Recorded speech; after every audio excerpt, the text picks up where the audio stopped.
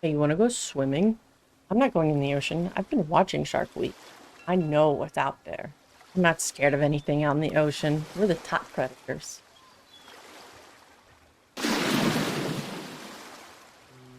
Watch out, a shark! Oh no! Alone?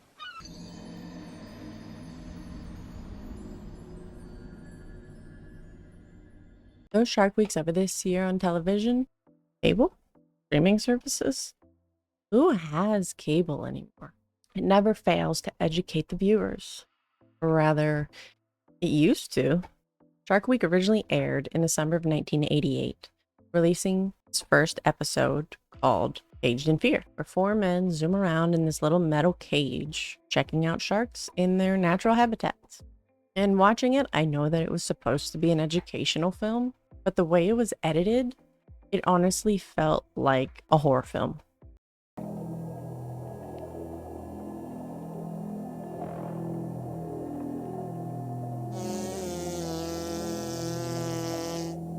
Shark Week was originally created to help correct the misconception on sharks following the Jaws effect. And if you don't know what the Jaws effect is, there was a horror film that was released called Jaws. It was about a great white shark that pretty much killed anybody that it came across on land, on boat, or in the ocean. The success of this horror film really only fueled the fire of this nationwide fear and misunderstanding of sharks. People were afraid to go out in the ocean or go on their boats. People locked their doors at night and constantly carried shark pepper spray at all times. So a decade later, the Discovery Channel took this opportunity to swoop in and save the day by sharing educational episodes every day for a week straight. And they've been doing this for nearly 40 years, and it made a difference. That is, until recently. Now Shark Week has mostly become clickbaity shows that show the same three scenes of sharks biting on a fish or swimming around and somehow making it a 40-minute long episode. And not to mention, it seems like it's become the new focus of reality shows. Shaq, Mike Tyson, Guy Fieri, Dr. Pimple Popper?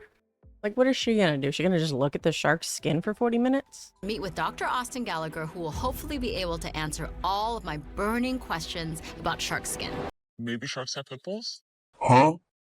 And then, of course, I did watch Guy Fieri's special. And I'm not gonna lie, there was a part of me that hoped it was just about him bringing different cuisines that he made to feed the sharks. But then I realized that would probably be animal abuse. So instead, he and his son rode around on USS Flavortown and dumping chumsicles into the ocean for sharks to eat. One that did not disappoint was Pig vs. Shark, which sounds like an awesome action film, but it's not.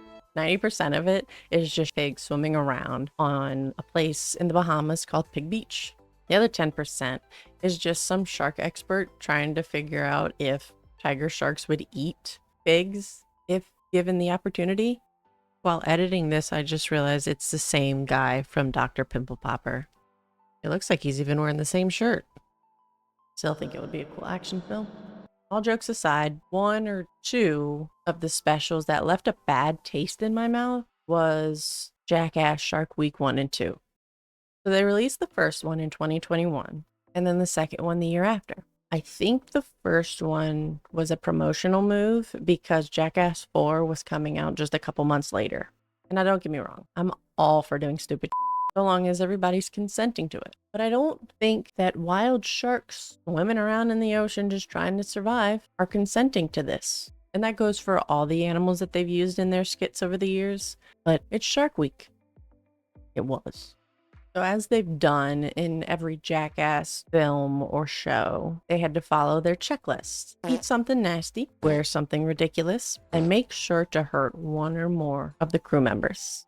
Not even 9 minutes into this, the marine biologist that they had on this special, Craig O'Connell, advised them not to wear the matador outfit that they brought along because, surprise, surprise, the bull sharks are attracted to that and might bite them or, eat them. Somehow he didn't get bitten during this stunt, so of course, the producers had to take it up a notch. Not so a crew member could get hurt, no, No, it's for educational purposes. There's nothing left to do but jump the shark. I'm sure it'll be fine though. This isn't the worst they've done. They're just gliding off of a ramp over top of sharks. Here, transfer when you're ready. Transfer when you're ready. Educational purposes. So in conclusion, Shark Week has just become a cash grab for the Discovery Channel, but they make sure to sprinkle in a little bit of education in there just to stay on brand. I think maybe it's time to put Shark Week to rest. And there's plenty of creatures out there that deserve a whole week, like manatees. Sailors weren't a manatee. They deserve their own special. Anyways, if you're still here, thank you so much for watching. Please feel free to like, comment, and subscribe. And tell me what sea creatures you think deserve their own week of fame. Bye.